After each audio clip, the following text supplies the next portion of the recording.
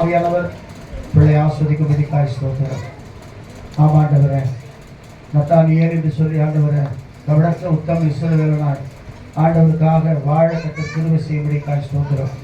இன்றைக்கு பிறந்த நாள் ஆண்டவரே, அப்போ அந்த பிறந்த நாளிலே ஞானஸ்தானம் எடுக்கும்படியாக ஒரு புது சிருஷ்டியாய் மாறும்படியாக ஆண்டவர் பாராட்டின கிருபைகளுக்காய் ஸ்தோத்திரம்.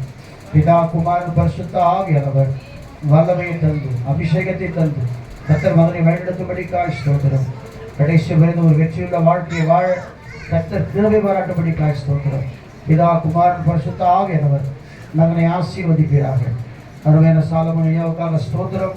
ஆமாண்டவர் எவ்வளோ வெள்ளத்தின் மத்தியிலும் ஞானஸ்தானம் எடுக்கும்படியாக நீ பாராட்டின கிருபைகளுக்காக ஒரு ஸ்தோத்திரம் ஐயா. தொடர்ந்து பிதா குமாரன் பரிசுத்த ஆவியானவர் மகனையும் மனைவி பிள்ளைகளையும் கர்த்தர் நடத்தும்படிக்காக ஸ்தோத்திரம்.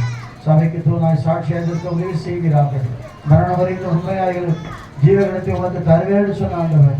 அப்பா விசேஷித்த ஞானத்தால் நிரப்பி நீர் ஆஸ்வதிக்கும்படிக்காக ஸ்தோத்திரம்.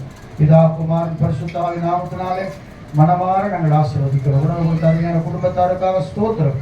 தொடர்ந்து நடத்தும் இயேசு நாமத்தில் பிதாவே.